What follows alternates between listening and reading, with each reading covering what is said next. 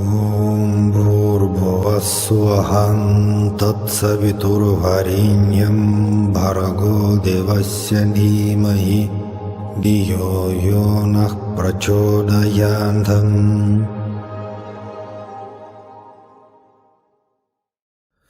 Sairam everyone. So this video based on your questions as usually, and today we're going to discuss a very interesting question connected with tradition of Sathya Sai Baba. And the question is about channeling based on Sathya Sai Baba. Is it real or is it fantasy? Can we rely on that? Can we pay attention to that?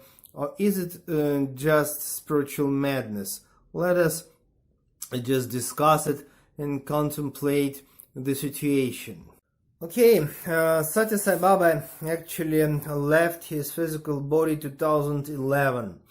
And now, after 2011, we just, okay, what is the situation we may observe? More and more people proclaim that they receive kind of messages, so it's a channeling from Sathya Sai. People create different groups, movements based on that, making videos, publishing even books. Actually, Sathya Sai was absolutely clear about the question. He strongly rejected any possibility for the channeling. And his answer is well known for everyone, and it's actually strange that people even now, they ask the question itself. But anyway, Sathya Sai told us so many times that he doesn't need any betweeners, any channeling kind of stuff. Why? Because his mission and his philosophy based on the personal, from heart to heart connection, between Lord, God, and any devotee. In this situation, in this model of spiritual tradition, actually no betweeners, no channeling people, and no any people who may say that they know more about Sathya Sai tradition than somebody else. And especially when we speak about such a really not easy question like channeling. So opinion, the message from Sathya Sai himself was and is absolutely clear.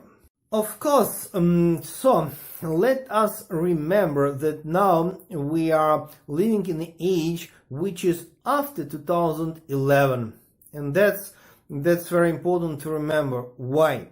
First of all, I was really fortunate to come to put party to Sathya Sai ashram in the very beginning of 90s, and I spent there something like 20 years. And every year I was staying for a few months. And the huge for me personally was that I was, personal translator for Sathya Sai for the Russian-speaking groups.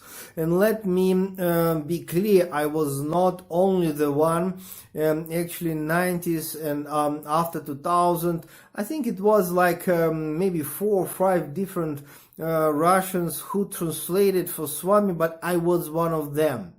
And I got a chance to speak with Swami personally so huge number of times. And of course, for a person like me, it may be easy to say, well, we don't need channeling because we can just go and ask and speak with the Swami himself directly. But even in that time, 90s and a little bit later, not everyone could just go and speak with Sathya Sai directly and personally. Of course, I know that this is how it is. Anyhow, in the time when Sathya Sai was in his physical body, it was absolutely obvious that any kind of channeling is just madness. Why? Because he is physically in front of us, and if if maybe for some people was impossible just to go and speak with him, but somebody else could manage it. And many difficult philosophical and any other kind of questions, it was possible to solve in a very easy way. Just go, ask, discuss with him, ask his blessings, and that's very easy. And in this situation, channeling is just useless. But now, after 2011, actually a few years already passed without physical presence of Sathya Sai, the question is, slightly, sounds slightly differently. I mean to say, okay, what does it mean personal contact with the Swami right now if he is not in his physical form? That's the reason why quite many Sai devotees, they say right now that, Sathya Sai told us that he doesn't need any betweeners, but that was before 2011. But what about right now, when he is not in a physical form anymore? It means that possibility is there that maybe after he left his physical body, maybe we do need channeling. Of course, guys, that's very much personal question and a personal situation. Normally, I may say that the best choice, at least best choice for me, if you will practice meditation and if you will grow spiritually, sorry to say, and experience presence, divine presence of our Swami in your spiritual heart. And then if you need any, if you have any question and you need certain answer, you can just meditate. And in the form of intuition, in the form of mystical personal revelation, you can receive any kind of guidance, any kind of instruction, spiritual, or maybe just about some social questions. Anyway, just learn to meditate properly, and then you can receive any kind of answer yourself personally. And of course, let us not to forget about lucid dreams, mystical dreams. That's also huge tool. How Sathya Sai, our beloved Swami, always communicating with devotees, and sometimes just with the people. Okay, if you receive some personal message from Swami, let us imagine that you practice meditation, a personal prayer, and just suddenly you feel his presence and he speaks with you and maybe, answer your questions or just give you any kind of message or, spiritual instruction. Or maybe he just visiting you while you are sleeping and mystical dream happen, a lucid dream, or any kind of night dream experiences, and then Swami may come to your dream and give certain spiritual instruction, or maybe even instruction about some social activity which you have, family life, any question. I think it's very important to be careful. And if you receiving certain instruction, it's always personal. Please remember, that's always personal. If you come to other people, other Sai devotees, your friends, and say, oh, come on, I'm a great devotee, I'm receiving messages from Swami, and then now I teach you how to live life and how to practice.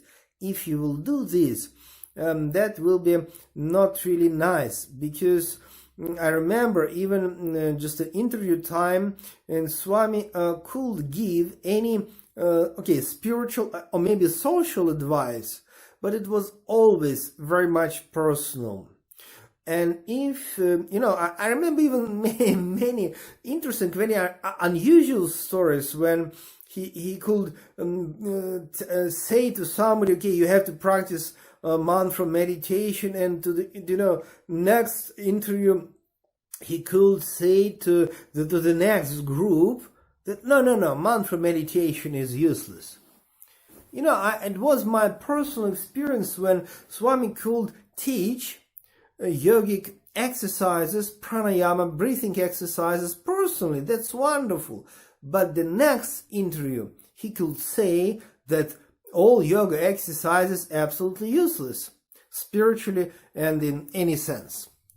It was, huge and challenging situation for me because, I was thinking at that time, it was back in 90s, I was just thinking, okay, how it's possible. Just 1 week back, he told to the group that to practice yoga exercises is good, and he even taught them how to do this, pranayama, breathing exercises.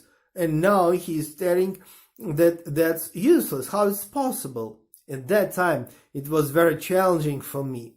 Of course, now it's much easier for me to analyze and understand the meaning. The meaning is more or less quite simple because all instructions given by Swami, they're always personal. And that's the reason why. Okay, I'm ready to share with my own personal experience, and I have a number of books with my memories, and I have a lot of videos with my memories. I'm just give public lectures on Sathya Sai, and I'm ready to share with my personal experience. But I never tell that, okay, what Swami told me that you have to do the same. Because that's always personal. Okay, now, after 2011, after Swami left his physical body, and how can we receive his wise advices and instructions? Yeah, that's a meditation. That's personal prayer, and that's lucid and mystical dreams.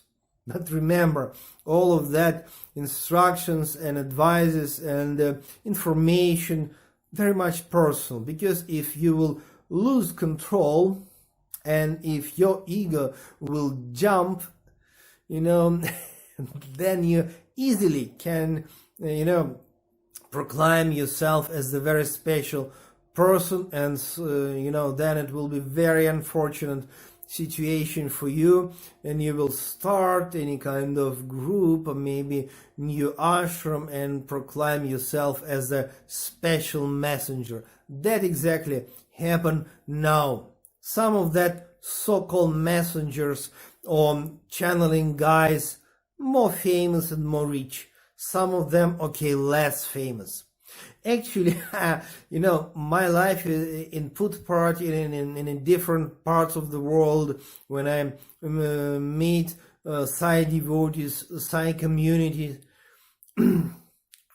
I come across huge number of people who are trying to receive all that messages and channeling from Swami, and behind that is very simple idea. People wish to attract attention. People wish to be special. Some of them even wish to to promote certain projects and with a profit as well. But even if money sometimes not involved, but anyway, to attract people's attention and to put yourself into position of very special guy, that's of course the ego trick. What's really happened? People normally just introduce their own philosophical ideas and concepts, and they say that this is Swami's message. Sometimes they just speak with their own mind. By the way, sometimes even mentally ill people easily start channeling, unfortunately for all of us, and then they introduce to the people not just their own ideas but the crazy ideas, and they proclaim that this is Swami's message. Okay, how to react? Well, we can't change the situation. Actually, we can't force all that crazy people to stop. We can't force. I mean, that's anyway free choice. If people wish to play this game actually crazy game of channeling. Okay, we can't change the situation, because anyway, that's human rights. If somebody wished to proclaim himself as the messenger from Sathya Sai, that's the question of human rights and religious freedom. Well, if you wish, that's your choice. And if other people wish to support you, that's their choice. How can we change it? Actually, no, we can't change the situation. Okay, in the end of this video, actually, I wish to advise you to read books written by Sathya Sai Baba himself. That's the best choice, actually. It's really funny when all that crazy people receiving messages, channeling from Swami. But my question is, come on, we have something like, few dozens of volumes with Sathya Sai lectures, Sathya Sai books with original, like for sure his spiritual message, his philosophy. For example, Vahini books, about Vedic culture, Vedic philosophy, or for example, summer showers in Vrindavan. I'm sure you know these books. Sathya Sai speaks different lectures like Dasara festival lectures, Shivaratri festival lectures. I mean, dozens and dozens of books written by Sathya Sai, or his lectures, divine discourses. And my question is, come on, for what we need all that channeling stuff if we have actually original message from Sathya Sai himself? God bless you, Sai Ram. See you next time.